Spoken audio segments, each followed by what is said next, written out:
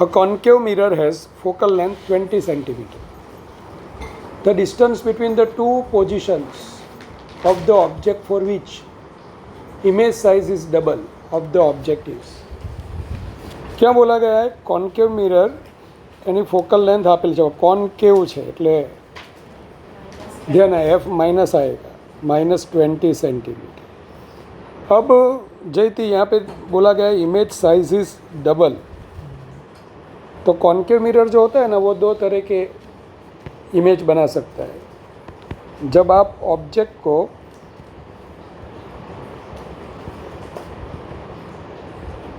कहाँ पे रखोगे? Between C and F. तो फार फ्रॉम सी ये भी डबल हो सकती है, लेकिन यहाँ पे एच डैश नेगेटिव आएगा, यानी कि यहाँ पे आएगा m इज इक्वल टू -2. अब ये जो दूरी है ना ऑब्जेक्ट की, सपोज ये x1 ले. दूसरा कहाँ पे हो सकता है Riya? C F P. Between F and P अगर आप रखोगे ना तो भी इमेज पीछे मिलेगी, लेकिन इस बार वर्चुअल इमेज मिलेगी जो पॉजिटिव होगी, है कि नहीं? तो यहाँ पे मैं क्या कर सकता हूँ कि भाई m यहाँ पे +2 ले सकता है. આને ઉપર નહીં બાકી છે ને દાખલો, એ પછી છેલ્લે લઈ લઈએ. તો અહીંયા જઈથી આપણે શું વિચારવાનું કે તને ફોકલ લેન્થ આપી દીધેલી છે f is equal to -20 centimetre, है ना. फिर मैग्नीफिकेशन आइधर तो +2 या -2 ले सकती है. सपोज m मैंने -2 लिया और ऑब्जेक्ट डिस्टेंस x1 लिया, तो u that is equal to क्या आएगा? -x. x1 is a number, तो x1 एक नंबर है, वो नेगेटिव ही हमें लेना है, क्योंकि ऑब्जेक्ट डिस्टेंस क्या आएगा? जस्ट वन नेगेटिव आएगी. अब यहाँ पे याग्निक f -u पढ़ा है ना तूने? चलो, तो -2 f आएगा -20 प्लस x1. चलो तो एक काम करते हैं, ये 40 - 2x1 that is equal to -20, 2x1 that is equal to 60. तो x1 आएगा 30 सेंटीमीटर. और आपको पता ही चलना चाहिए c और f के बीच में, तो f 20 है ना, तो c कहाँ पे होगा हर्षिनी? 40 सेंटीमीटर पे. ये बिटवीन 20 एंड 40 आना चाहिए. फिर m इज़ इक्वल टू, अगर +2 लेता हूँ तो अब आपको ये पता चल जाना चाहिए कि 20 से कम आएगा ऑब्जेक्ट डिस्टेंस, क्योंकि बिटवीन एफ एंड पी आएगा. अब यहाँ पे ऑब्जेक्ट डिस्टेंस रीवा हमने x2 लिया, तो u आएगा -x2, f upon f minus u, 2 that is equal to f -20 ना, तो -40 प्लस 2x2 -20, तो 2x2 that is equal to 10 centimeter. तो the distance between two positions, तो पहली पोजीशन हमारी यहाँ पे थी हर्षराज, दूसरी पोजीशन यहाँ पे थी. तो ये दोनों के बीच का डिस्टेंस, ये हमारा x2 है, पता है ना. तो हमें क्या निकालना है? x1 minus x2. तो distance between hurry two positions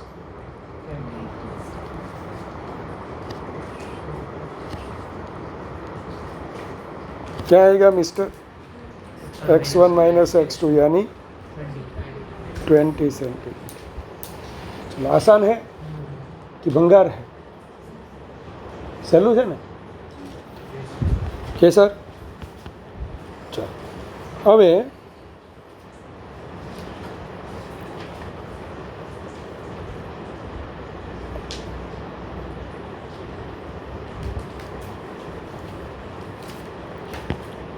concave mirror gives an image 3 times as large as the object placed at a distance कहाँ पे है of 20 centimeter from it for the image to be real. Real image बोली गई है. The focal length should be. चलो, तो real image आपको बोला गया है, तो रियल इमेज ऑलवेज क्या होती है, इन्वर्टेड. तो m इज इक्वल टू, पहले तो कितना है 3 टाइम्स है ना, तो -3. कॉनकेव मिरर है. अब फोकल लेंथ जो भी फाइंड करना होता है ना, अकॉर्डिंग टू साइन कन्वेंशन होना चाहिए, यानी कि ये नेगेटिव आना चाहिए. एफ क्या आना चाहिए, नेगेटिव. चलो, तो फोकल लेंथ हमें नेगेटिव लेनी है.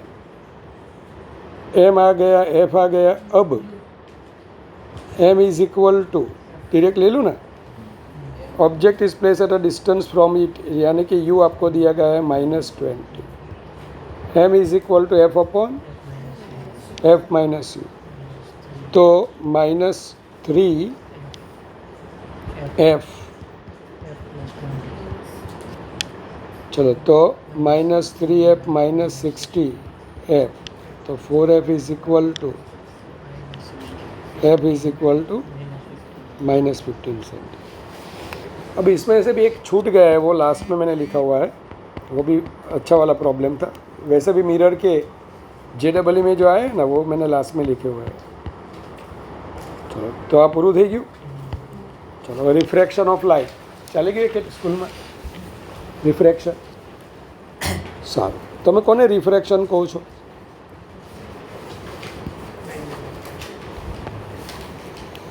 તો જનરલી લાઇટ જે છે ને, લાઇટ એક ઇલેક્ટ્રોમેગ્નેટિક વેવ કહેવાય. આવું કોણે કીધેલું? તો આવું કીધું હતું મેક્સવેલે.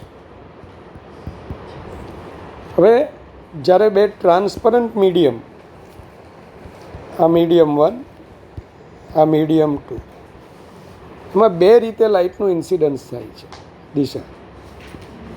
दो तरह से लाइट इंसिडेंट हो रही है.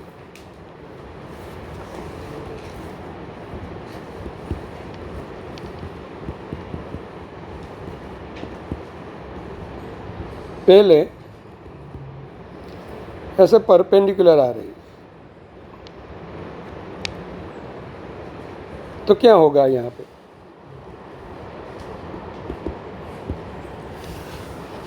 जब एक मीडियम में से दूसरे मीडियम में जाएगी ना,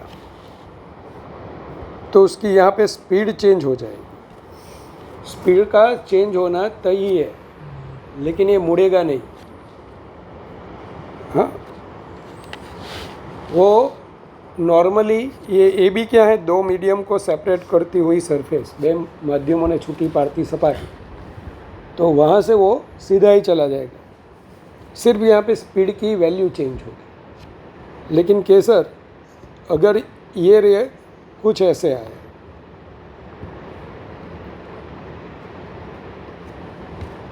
तो यहाँ पे कुछ भी हो सकता है. अब ये मुड़ेगा. अपना जो इनिशियल पाथ था उसे वो कुछ एंगल मुड़ जाए. बस इसको हम बोलते हैं क्या, रिफ्रैक्शन ऑफ लाइट. अब ये रिफ्रैक्शन ऑफ लाइट होने की वजह क्या है, इसका कॉज, कारण શું છે ભાઈ આનું, શું density, velocity of light is different for different media. જુદા જુદા માધ્યમોમાં પ્રકાશનો વેગ જુદો જુદો.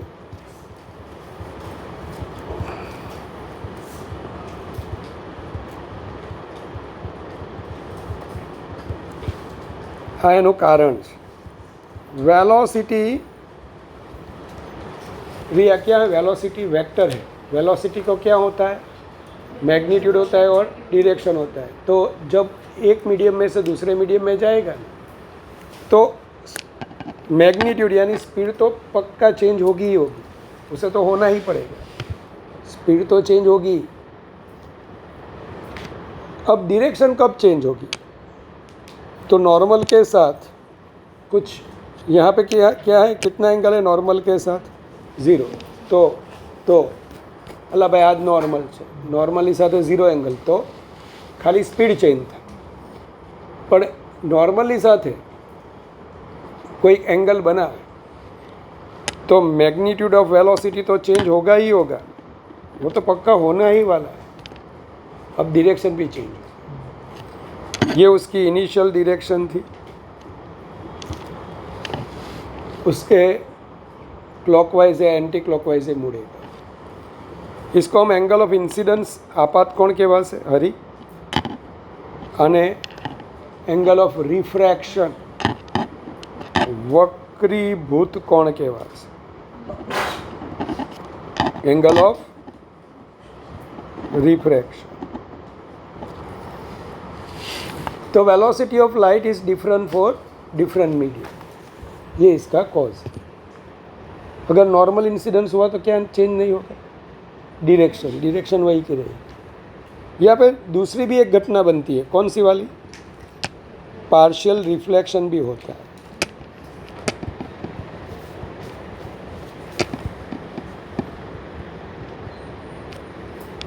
यहाँ पे भी क्या होता है? पार्शियल रिफ्लेक्शन भी होता है।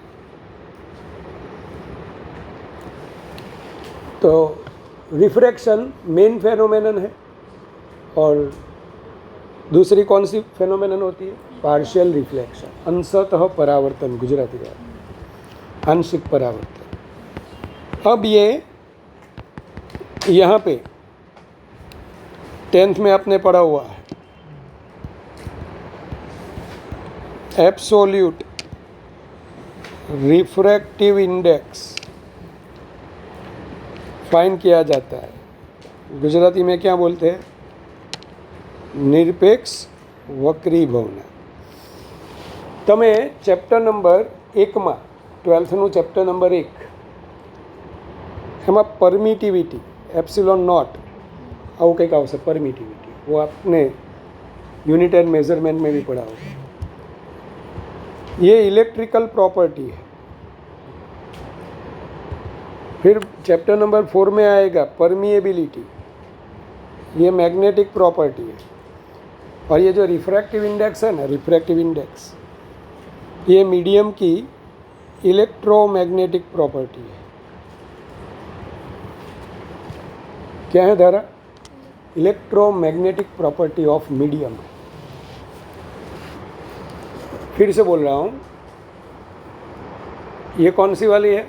इलेक्ट्रिकल, ये मैग्नेटिक और ये इलेक्ट्रोमैग्नेटिक। ऐसा हम चैप्टर नंबर 8 में पढ़ेंगे। हाँ, अब जैसे ही मीडियम चेंज हुआ ना, तो उसकी इलेक्ट्रिकल और मैग्नेटिक दोनों प्रॉपर्टी चेंज होती है। इस वजह से ये वेलोसिटी चेंज होती है। Mister Saumya, absolute refractive index यानी क्या? Speed of light in vacuum, हाँ, divided by speed of light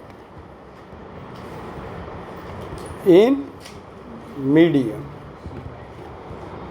तो आपने 10th में ऐसा कुछ पढ़ा था सीधा। अब मिस धारा, मैं आपको ये बोल रहा हूँ कि ये जो हमारा एक्चुअली ये वेव है, इलेक्ट्रोमैग्नेटिक वेव ऐसा हम बोलते हैं। तो वेव एक मीडियम में से दूसरे मीडियम में जाता है, तो मैंने वेव में क्या पढ़ाया था पता है? एक है, उसकी फ्रीक्वेंसी चेंज नहीं होगी। अगर मैं अभी बोल सकता हूँ मेरी फ्रीक्वेंसी बोलने की है 160 हर्ट्ज़, तो मैं हवा में बोलूँ, पानी में कोई मुझे डुबो के बुलाए बचाओ बचाओ, तो ये जो क्या होता है उसको क्या बोलते हैं? जे होते हैं स्वर पेटी, हाँ, साउंड बॉक्स। तो ये थोड़ा आ के वो जो भी होगा, वो जो बोलने की जो क्षमता प्रदान करता है हमें, वो चेंज नहीं होगी। मीन्स अभी 160 हर्ट्ज के वेव्स बाहर निकल रहे हैं, वहाँ पे भी 160 हर्ट्ज, लेकिन क्या चेंज होगा पता है? वेवलेंथ। और दूसरा क्या हर्षराज, दूसरा क्या चेंज होगा? वेवलेंथ चेंज होगा, और दूसरा क्या चेंज होगा? स्पीड। बाकी फ्रीक्वेंसी चेंज नहीं हो। अब उस टाइम भी मैंने पढ़ाया था वेव में, सी यानी एफ लैम्बडा,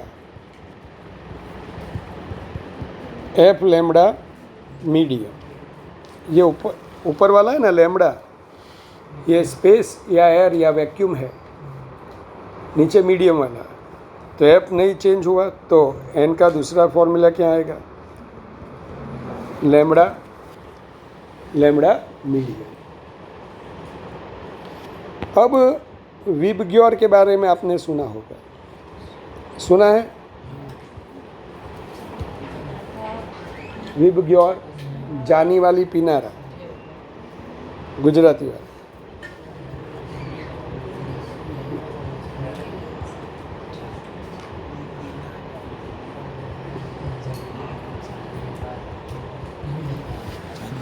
જાની વાલી પીનારા, જાંબલી, નીલો, વાદળી, લીલો, પીળો, नारंगी અને रातो।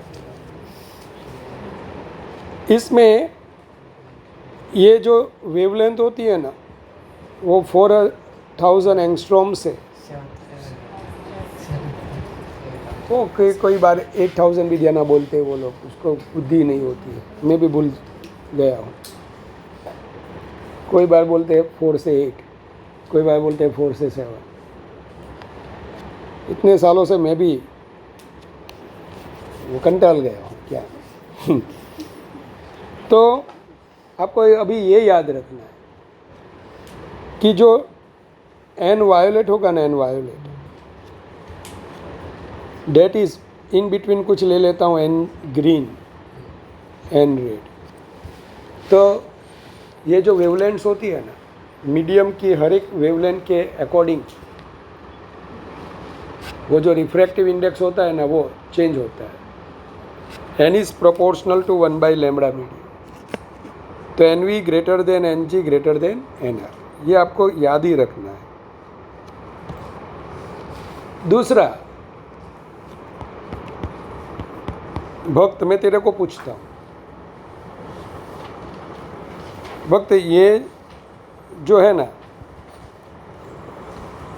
तू है और ये हमारा एयर, एयर का रिफ्रैक्टिव इंडेक्स क्या बोला जाता है? 1। क्यों? एयर में स्पीड ऑफ लाइट c ही है, और c/c क्या आएगी? 1। ऐसा आएगा। अब मैं क्या बोलूँ आपको,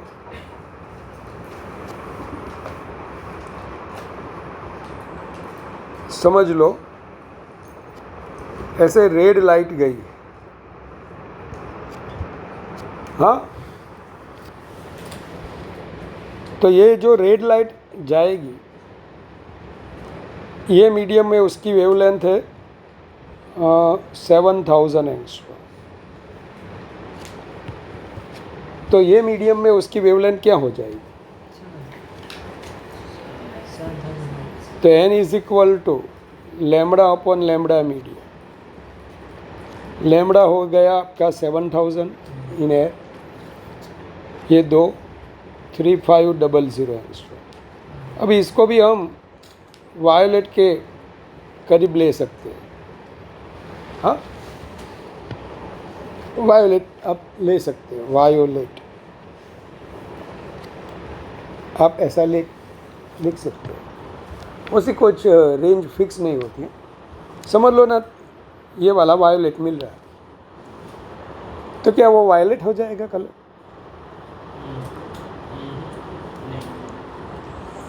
कौन सा कलर रहेगा?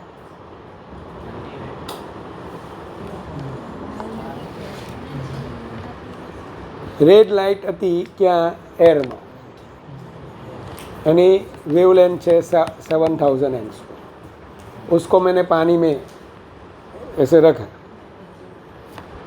कुछ ऐसा आप एन का सेट करो कि 4000 मिल जाए, तो क्या वो पानी में जाता हुआ लाल रंग का जो रे है या वेव है वो वायलेट हो जाएगा? तो आंसर नहीं, वो रेड ही रहेगा, उसकी वेवलेंथ इतनी हो जाएगी, लेकिन रहेगा तो ये जो मैंने वेवलेंथ लिखी हुई है ना 4007 टू अप टू 7000, वो की कौन सी वेवलेंथ है पता है? वेवलेंथ इन एयर है।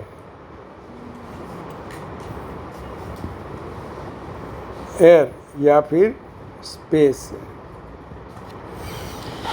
वेवलेंथ इन एयर या स्पेस है भाई, आ मीडियम नहीं નથી આ હકાની છે एयर और स्पेस की।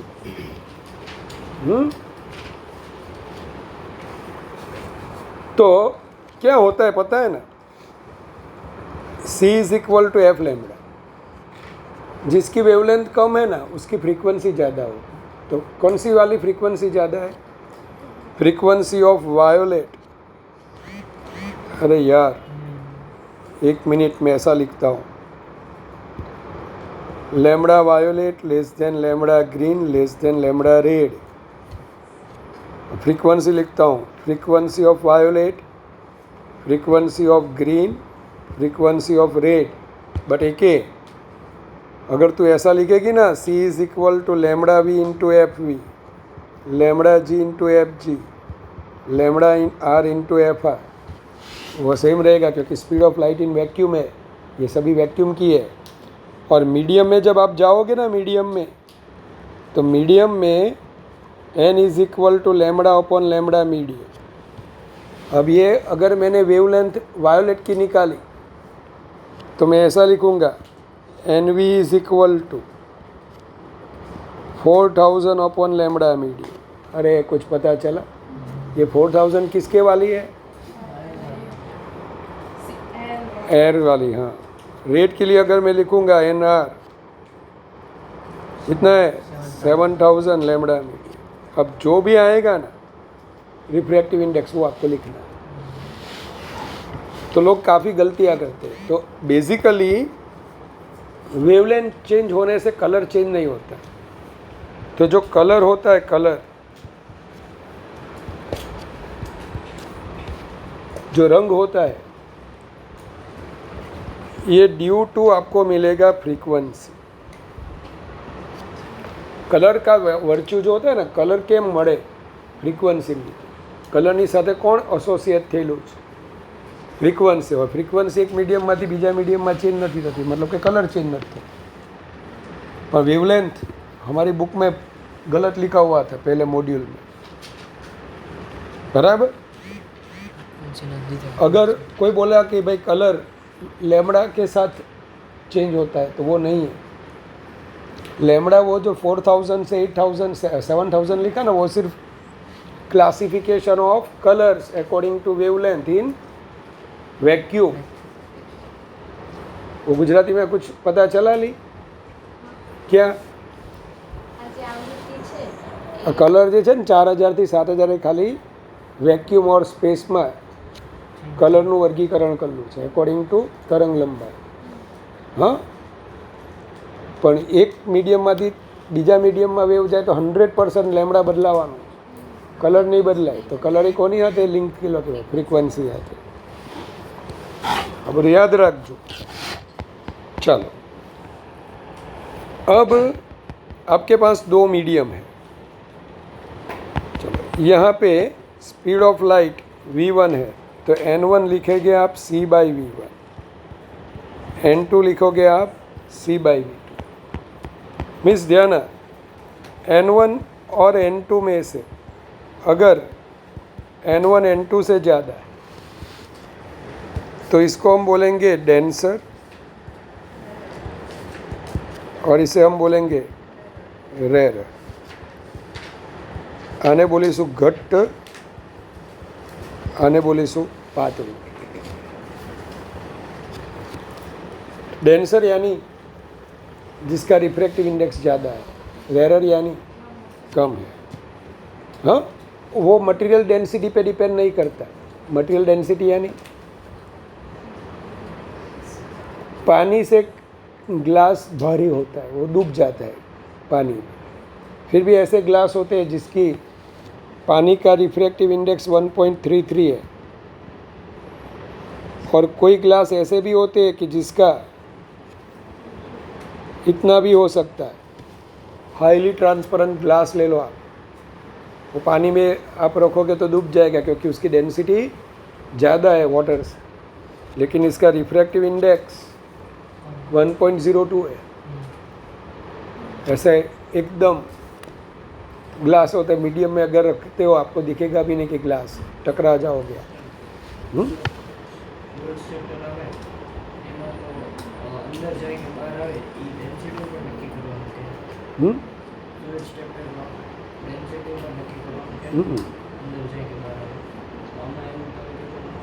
हाँ भाई, मटेरियल डेंसिटी पर डिपेंड नहीं करતું, मतलब શું, जिसकी डेंसिटी ज़्यादा, ग्लास की ज़्यादा है तो उसका रिफ्रैक्टिव इंडेक्स ज़्यादा, ऐसा नहीं हो सकता। ये इसको बोला जाता है ऑप्टिकल डेंसिटी है। डेंसर और रेयर जो बोलते हैं ना, उसको मटेरियल डेंसिटी से कोई लेना देना नहीं है। मैं ऐसा बोल रहा हूँ। मैं क्या बोला पता चला? क्या बोला? મટીરિયલનું ડેન્સિટી ભલે વધારે હોય, ટ્રાન્સપરન્ટ હોય, પણ ઇટ મે પોસિબલ કે એનો રિફ્રેક્ટિવ ઇન્ડેક્સ વોટર કરતાં એ ઓછો। સમજાયું તને કંઈ કે બધું ઝંડુબા? तो ये सब तेरा इक्वेशन है, ये सब वो वाले मल्टीपल करेक्ट होते हैं ना। चलो, अब नॉर्मल ग्लास जो होता है ना, उसका रिफ्रैक्टिव इंडेक्स क्या होता है? 1.5 होता है, ऑर्डिनरी ग्लास। लेकिन ऐसे जो ग्लास मिलते हैं आपको, ऐसा भी हो सकता है उसका रिफ्रैक्टिव इंडेक्स 1.02 या 1.1 हो। चलो आगे पढ़ते कि सपोज कर आपका जो वेव है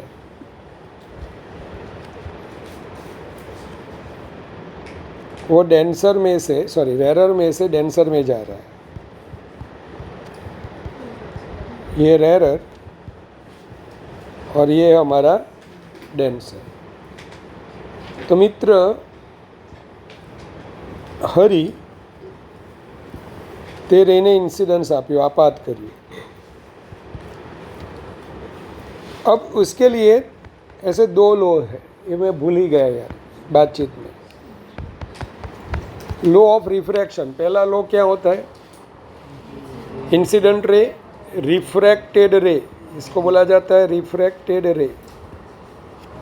ये हमारा इंसिडेंट रे गुजराती वालों, आपात किरण, वक्रीभूत किरण અને नॉर्मल બધા એક પ્લેનમાં હોય। जो एंगल ऑफ इंसिडेंस अगर आई होता है, एंगल ऑफ रिफ्रैक्शन आर होता है। तो स्नेल भैया ने बोला 10th में बोला एन आई साइन आई वो ऑलवेज कांस्टेंट रहेगा।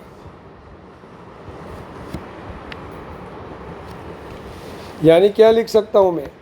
साइन आई और साइन आर का जो रेशियो है ना, आपको ऐसे पढ़ाया गया है, sine R upon sine R का रेशियो कांस्टेंट रहेगा और इसे बोला जाएगा N/1। मीडियम एक की रिस्पेक्ट में दो का रिफ्रैक्टिव इंडेक्स, गुजराती वाला एक ની સાપેક્ષે બેનો रिफ्रैक्टिव इंडेक्स, और N/1 date is equal to N2/N1। तो आपने ऐसा पढ़ा था N1 sine I, N2 sine आई। फिर ये भी मैं आपको समझाता हूँ। N1 sine I that is equal to N2 sine I. अब मैं क्या बोलता हूँ, यहाँ पे हम स्नेल का लॉ यूज़ करेंगे। N1 is less then N2 है, पता है ना? चलो, तो N1 sine I, N2 sine R, sine I upon N2/N1। अब N2 N1 से ज़्यादा है भाई, N2 N1 करता मोटू है, तो N2/N1 रेशियो 1 करता मोटो था। Sine I is greater than शू आवे? साइन आर आवे। तो Shreeja I is greater than क्या आएगा? दोनों। आई इज़ ग्रेटर देन आएगा आर, तो क्या हुआ, जो एंगल ऑफ रिफ्रैक्शन आया ना वो कम मिलेगा। किससे कम मिलेगा? इंसिडेंस एंगल से। तो 10th में आपने क्या पढ़ा था? जब रे ऑफ लाइट रेयर से डेंसर में जाता है, शिफ्ट्स टूवर्ड्स नॉर्मल, धारा पहले ऐसे जा रहा है, किस और मुड़ा? नॉर्मल की ओर मुड़ा। जितना मुड़ा ना उसे बोलते हैं एंगल ऑफ डेविएशन। अब ये पूरा एंगल आई है तो ये भी पूरा एंगल आई ही आएगा, चौकड़ी बन रही है देखो। तो डेल्टा क्या आएगा? आई माइनस। तो अगर रेयर से डेंसर में जाएगा रे तो क्या हो सकता है? Shifts towards normal, angle of incidence आपात कोण, एंगल ऑफ रिफ्रैक्शन वक्रीभूत कोण एनी करता मोटो હોય, પણ डेंसर टू रेयर में जाएगा। तो यहाँ पे दो बातें आपको सोचनी होती है, ऐसा नहीं शिफ्ट्स अवे फ्रॉम नॉर्मल, दो बातें सोचनी होती है। दूसरी बात बाद में करेंगे। चलो, ये हमारा मीडियम 1, अब ये डेंसर है, घट गुजराती वाला, रेरर है पातड़ू।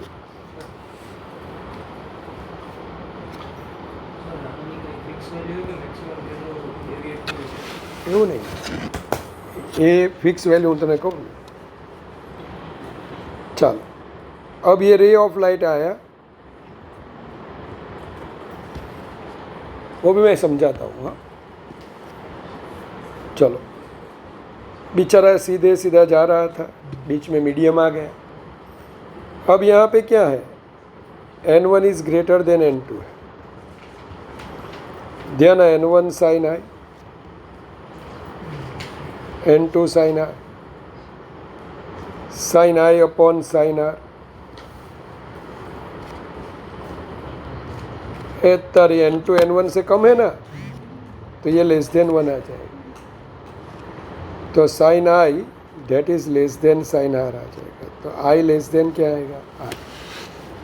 ओ तारी, आई आर से कम हो गया, यानी कि ये फैल गया। आर, तो अगर आप देखते हो तो ये वाला एंगल आई था, कितना मुड़ा?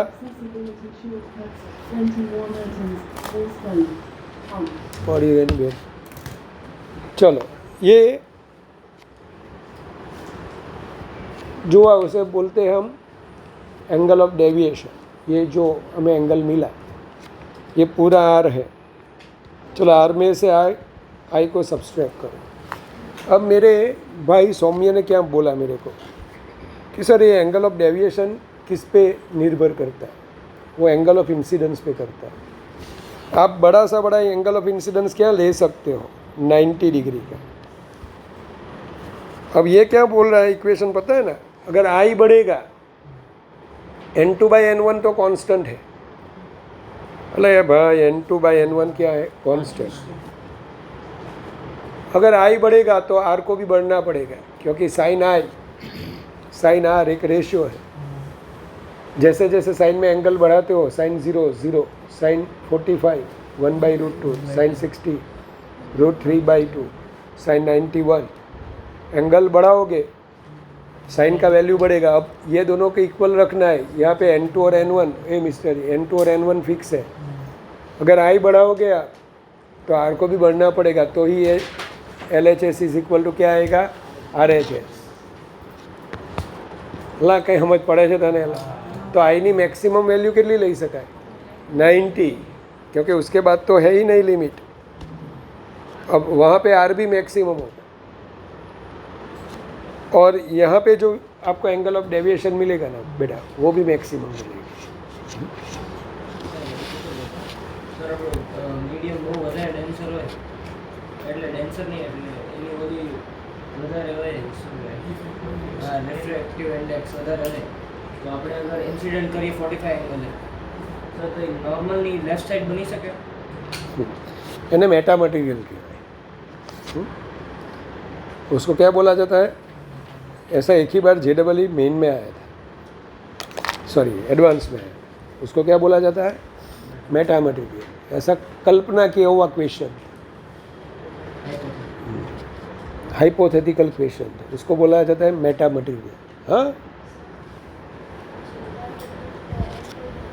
वो થાય જ ને મિસ N2 હોવો જોઈએ બસ, N1 ટ્રાન્સપરન્ટ હોવું જોઈએ, પછી છાણના પોદળા પર નાખીએ તો ત્યાં ટ્રાન્સમિશન ન થાય, રિફ્લેક્ટ જ થાય, બાકી તો અહીંયા તો ગમે તે રાખ N2, इससे क्या परेशानी है आपको? ये ज़्यादा से ज़्यादा ले लो इतना है, लेकिन सोचना कि भाई N2/N1 में ये N2 डेंसर N1 जो रेरर है, ये रेशियो चाहे जो भी आए लेकिन साइन आई और साइन आर की वैल्यू अपने लिमिट में एग्जिस्ट करनी चाहिए, वो तो हो ही सकता है मिस। हाँ फिर क्या होता है पता है, एन अगर बढ़ता जाता है या कम होता जाता है तो फिर क्या एंगल ऑफ रिफ्रैक्शन वैसे ऐसे ऐसे स्टेडी हो जाता है, फिर वो ज़्यादा बदलेगा नहीं, ऐसा है। बाकी रिफ्रैक्शन तो पक्का होगा ही होगा। एक मैं क्वेश्चन कराऊंगा आपको TIR वाला, पुराने सिलेबस का है। चलो भाई खबर पड़े आटली सौम्य सारू बोल बोल मिस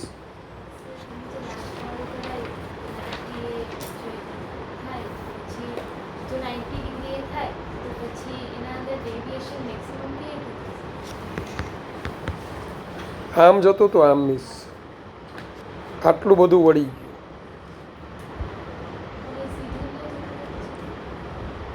हमें सोचना है ऐसा हो सकता है। हाँ प्रकाश है कहीं पे भी मुड़ सकता है। અલા ભાઈ આવું તમને આપ્યું હોય ને, જ્યારે તમે TIR ભણશો ને, TIR તમે ઇન્સિડન્સ કરશો તો એ આમ જતું રહે, તો અહીંયા હું જો પ્લેન મિરર મૂકી દઉં ને, પ્લેન મિરર, તો બોલો પછી પાછું એ બોલે એનો पाथ ने रिट्रेस कर तो वो जा भी सकता है, कहीं पे भी जा सकता है, वो सीधा नहीं फैल जाएगा ऐसे, क्योंकि ये क्या है ट्रांसपेरेंट मीडियम है। अगर प्लेन मिरर होता ना, प्लेन मिरर, तो सीधा गया हुआ सीधा ही चला जाता। चलो तो अपना वो विचारवा, तो यहाँ पे क्या होता है, अगर डेंसर टू रेरर होता है तो यहाँ पे दो घटनाएं होती है, अभी एक ही घटना पढ़ेंगे। एंगल ऑफ इंसिडेंस से angle of reflection, sorry refraction ज़्यादा मिलेगा, शिफ्ट्स अवे फ्रॉम नॉर्मल, भाई लंब थी दूर जाए અને આ લંબ તરફ વળે હરી, 10th જ છે બેઠું સર। अब मैं ये भूल गया कि जो N21 है ना, N21 ये किस पे डिपेंड करेगा, तो करेगा टाइप्स ऑफ मटेरियल पे, दूसरा इंसिडेंट वेवलेंथ पे, और तीसरा टेम्परेचर पे। अब बोलेंगे टेम्परेचर पे कैसे डिपेंड करेगा, तो ये जो मैंने प्रॉपर्टी लिखी हुई थी ना आगे, एप्सिलॉन नॉट म्यू नॉट, ये टेम्परेचर के साथ बदलती रहती है। ये मीडियम की जो परमिटिविटी या परमिएबिलिटी है ना, वो टेम्परेचर के साथ चेंज होती रहती है, तो रिफ्रैक्टिव इंडेक्स भी चेंज होता रहेगा। शायद आपने वो मिरेज वाली घटना पढ़ी हुई होगी, 10th में आया था, मृगजड़ मरीचिका मिरेज। जब दोपहर होती है, बपोर की गर्मी होती है, अभी याद रख, वो अभी हमें कल का तो याद नहीं, तो वो मैंने कहाँ पूछ लिया। तो यहाँ पे हॉट सॉइल होती है और ऊपर आप जाओगे मारनाथ के डूंगरे पे तो यहाँ पे कोल्ड एयर होती है। तो जैसे जैसे आप नीचे से ऊपर जाओगे ना, एन इंक्रीज होगा। क्या होगा? An increase. हॉट एयर जो होती है वो रेयरर मीडियम होती है, और कोल्ड एयर जो होती है वो डेंसर मीडियम होती है। तो ऐसे भी हो सकता है, टेम्परेचर के साथ चेंज हुआ। तो N21 किस पे डिपेंड करता है यार? Types of media, second incident wavelength पे, और थर्ड इंसिडेंट वेवलेंथ पे कैसे डिपेंड करता है? अभी मैंने पढ़ा है, वायोलेट के लिए बोलो सबसे ज़्यादा होता है और रेड के लिए सबसे कम होता है रिफ्रैक्टिव इंडेक्स। किसका ज़्यादा रिफ्रैक्शन हो सकता है? वायोलेट का। किसका कम होता है? रेड का। है एक ही मीडियम है, पानी। वायोलेट को डाला आपने, रेड को डाला, दोनों के लिए रिफ्रैक्टिव इंडेक्स क्या मिलेगा? अलग अलग मिलेगा। क्यों अलग अलग मिलेगा? दोनों की वेवलेंथ अलग अलग।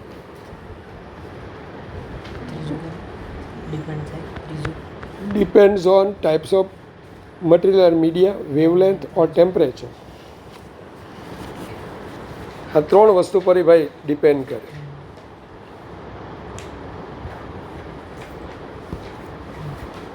समझो,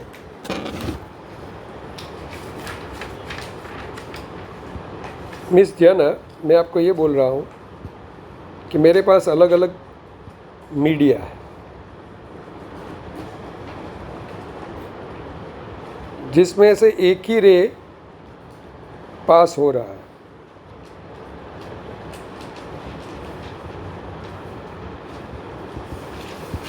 ये N1, ये N2, N3, 6 अलग अलग मीडियम. अब जब कोई लाइट, रे ऑफ लाइट यहाँ से ऐसे इंसिडेंस करेगा, ऑब्लिक इंसिडेंस, अगर सीधा करेगा तो वो सीधा ही जाएगा ऐसे, लेकिन हमें तिरछा भेजना है. तो हो सकता है पहले मीडियम में वो इधर जाए, दूसरे में वो शिफ्ट्स अवे फ्रॉम नॉर्मल, तीसरे में और towards normal.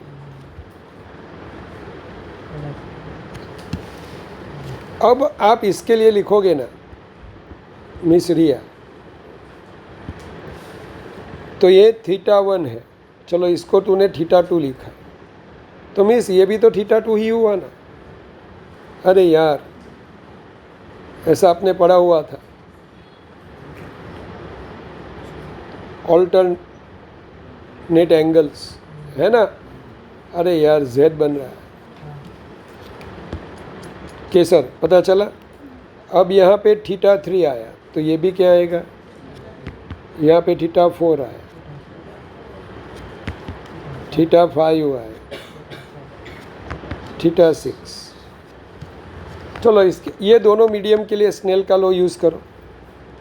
N1 sin θ1, N2 sin θ2. चलो इसके लिए यूज़ करो N2 sin θ2, N3 sin θ3. इसके लिए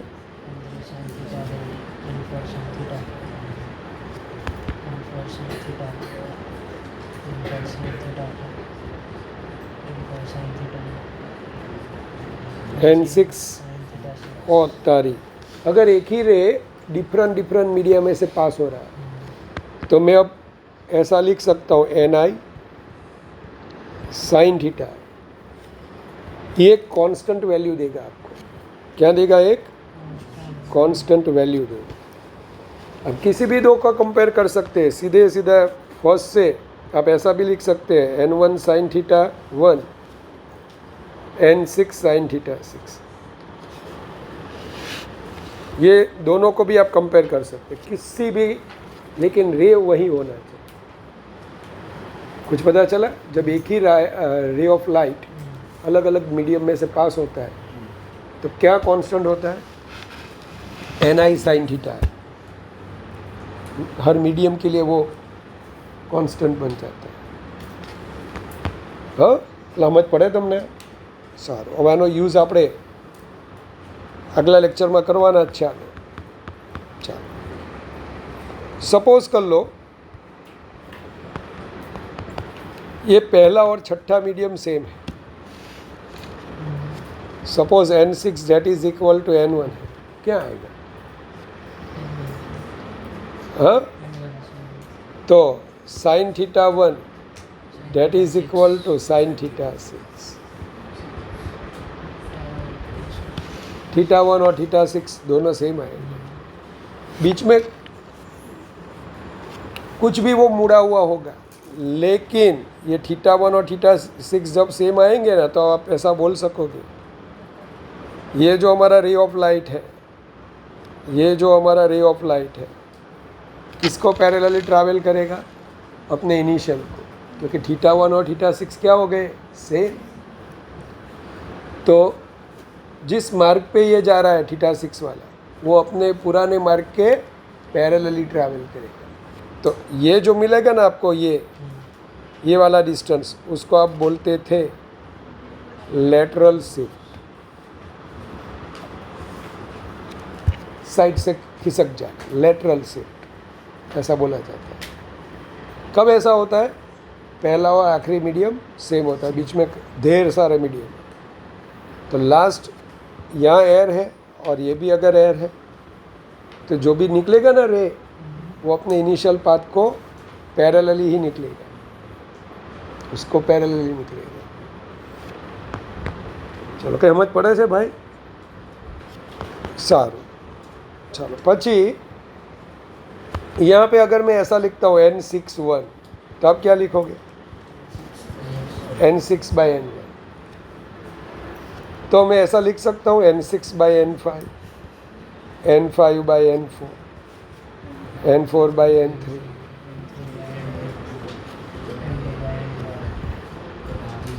n65, n5 4, n4 3, 3 2 और 2 1. मीडियम एक के रिस्पेक्ट में 6 का रिफ्रैक्टिव इंडेक्स, यानी एक के रिस्पेक्ट में 2 का, इंटू 2 के रिस्पेक्ट में 3 का, इंटू ऐसे ऐसे बढ़ाते जाओ. ऐसा गुजकेट में आता था. ગુજકેટમાં આવું બધું પૂછાતું પહેલાં, તો એ બધું નીકળી ગયું. એટલે પૂછાતું નથી, પણ પૂછી પણ કરે. ચલો આવડી જાય. સારું, હવે આના છે ને, આના કંઈક તમને એક્ઝામ્પલ્સ આપેલા છે. પહેલું, normal observation from rarer to denser medium.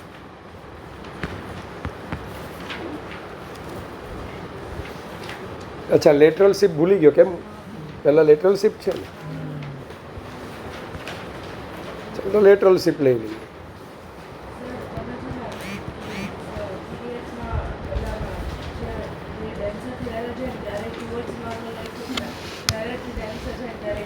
એટલે જક સુધારી લેજો ભાઈ. એ પેલા ઊંઘમાં લખાઈ ગયું હોય ને એટલે ક્યાં લખ્યું છે હવે?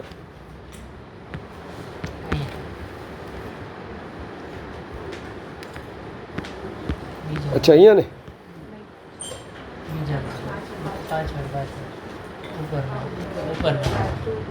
if ray of light incident from denser to rarer medium, it shifts away from normal.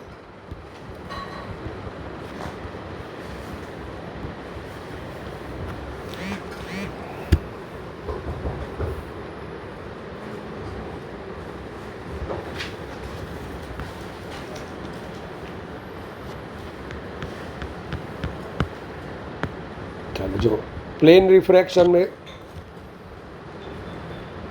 कीधु आवु, तो जनरल इक्वेशन कही दीधु. छेल्ले लख्यो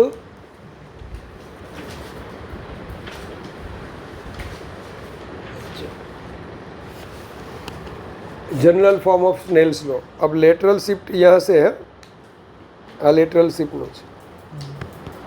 હવે લેટરલ શિફ્ટમાં થાય શું યાર, જક જોઈ લેજો. આ કરાયું છે કે સ્કૂલમાં? તમને કરાયું હશે, આ લોકોને નથી. તમને નથી કરાયું ને?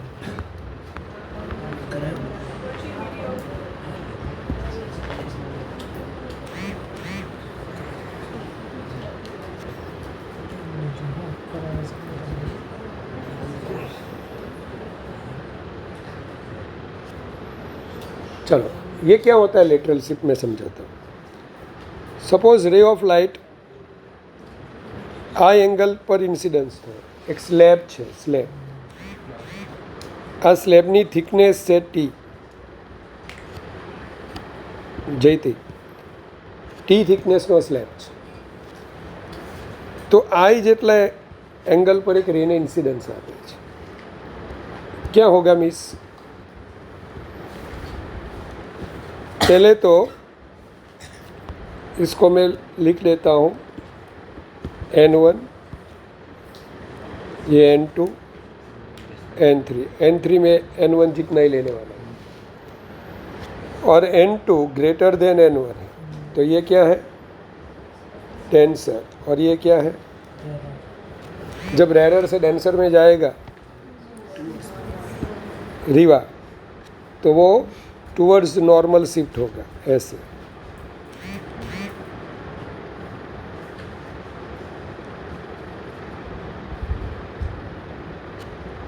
चलो, यहाँ पे एक नॉर्मल.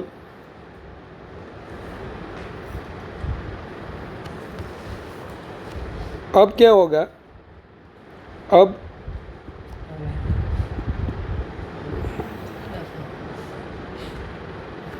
ડેન્સરથી રેરરમાં જવાનું. શિફ્ટ્સ અવે ફ્રોમ નોર્મલ. કેસરે આમ જતું રહેશે. હવે તો આ ઇનિશિયલ રેને આમ એક્સટેન્ડ કરે ને, એક્સટેન્ડ.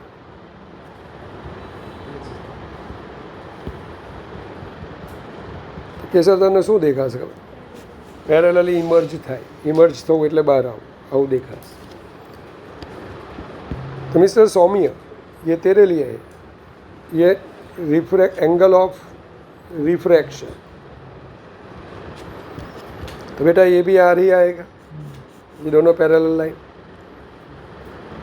इफ N3 और N1 दोनों सेम है तो PQRS और ये R डैश S डैश रे RS इज पैरेलल टू रे R डैश S. अपने इनिशियल पार्ट को पैरेलल ही जाएगा. ऐसा क्यों होता है पता है? ये जितना क्लॉकवाइज यहाँ पे बैंड होगा ना, डेल्टा जितना क्लॉकवाइज बैंड हुआ, तो यहाँ पे रिया डेल्टा जितना ही एंटी क्लॉकवाइज बैंड होगा. सपोज 20 डिग्री उसने क्लॉकवाइज मुड़ा, तो वहाँ पे 20 डिग्री एंटी क्लॉकवाइज, यानी कि डायरेक्शन में कुछ चेंज नहीं हुआ. हाँ, लेकिन उसका पाथ चेंज हो गया. पहले जो पाथ पे जा रहा था उसके पैरेलल पाथ पे जाए. अब ये जो दोनों पैरेलल पाथ है ना, उसके बीच का जो ये डिस्टेंस है, इसे बोला जाता है लेटरल शिफ्ट. आसान सा डेरिवेशन है. पहले आप क्या करोगे? मिस श्रीजा बोलेगी, क्यू के पास स्नेल का लो आप लगाओगे. क्या आएगा? N1 sine I, N2 sine आई. सही है? ऐसा नहीं लगाऊंगा मैं. मेरे को क्या फाइंड करना है? एक्स फाइंड करना है. तो मैं राइट एंगल ट्राइंगल देखूंगा. ये जो डेल्टा है ना, that is I minus R है. पता चला? तो ट्राइंगल फॉर ट्राइंगल QNR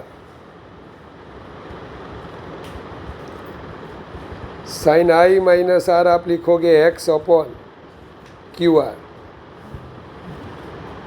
चलो, तो X is equal to QR sine I minus. अब QR को निकालना है और T को लाना है, क्योंकि ये हमें गिवन डेटा में है. कैसे लाओगे आप? फॉर ट्राइंगल QTR क्या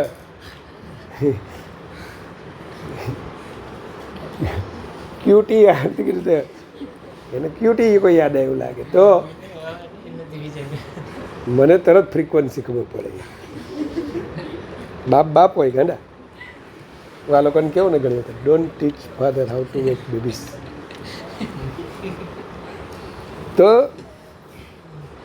फोर ट्रायंगल QTR, तो इसके लिए चलो T लाना है, QR को निकालना है. क्या लोगे? चाय के पानी. cos R that is equal to QT upon QR. अब QT क्या है? Small t thickness. तो सौम्या देख, x इज इक्वल टू बेटा t sine I minus R upon cos. ये हो गया आपका लेटरल शिफ्ट का फॉर्मूला. सिलेबस में है है भाई, तुमने कराયું છે ને, हमारे में से निकाल दिया है. कराયું છે? Very good. મને એવું કંઈ રાખે ને ગમે એમ સહેજ અઘરું લાગે ને કાઢી મૂકે. T sine I minus R upon cos R. चलो if I is very very lesser than, बस वो खुद ही छोटा है. अब अगर हरी मैं तेरे को बोलूँ कि पहाड़ चढ़ना है तो तू क्या बोले? बड़ा छोटा इंसान. अब वहाँ पे कंपैरिजन करने के लिए दूसरा नहीं चाहिए हमें. I itself छोटा. इफ I लेस देन, अब क्या लेस देन? वो खुद ही छोटा है, कंपैरिजन करनी ही नहीं है. अगर I छोटा है तो आपको पता ही है कि I से तो छोटा कौन होगा? R. अला भाई डेंसर थी रेडर थी डेंसर में जाए तो I करता R ना. देन R भी बोलो छोटा होगा, तो I माइनस R तो और गरीब हो गए. हाँ, अब ऐसा जब होता है ना, छोटा छोटा होता है तो I माइनस R, जब मैंने पढ़ाया था θ2 स्मॉल होता है. हूँ sine theta upon sine theta is approximately equal to theta. Cos theta is approximately equal to 1.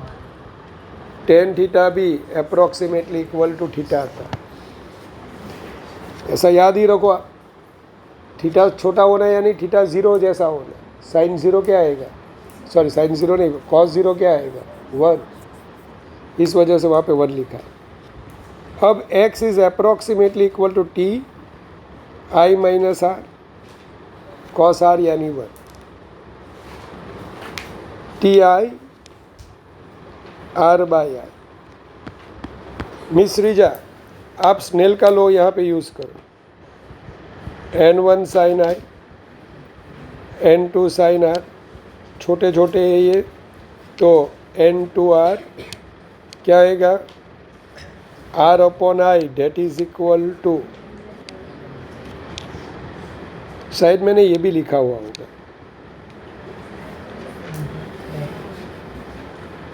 लिखा हुआ है वहाँ पे. If I is very very lesser than x is equal to TI 1 minus N1 by. चलो special case બધું પૂરું થઈ ગયું. લેટરલ શિફ્ટ પૂરું. હવે ઓબ્ઝર્વેશન. અચ્છા, હવે તો મેઇન ચાલુ થયું. કેમ તારી બહુ ખતરનાક દાખલા.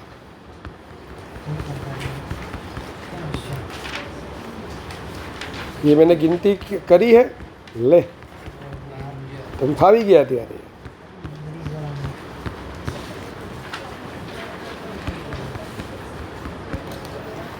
चलो तो अगले लेक्चर में ये तो ख़त्म हो जाएगा. हाँ भाई, મોડ્યુલમાં જે તમારા અઘરા હોય ને એ મને જરાક કહેજો.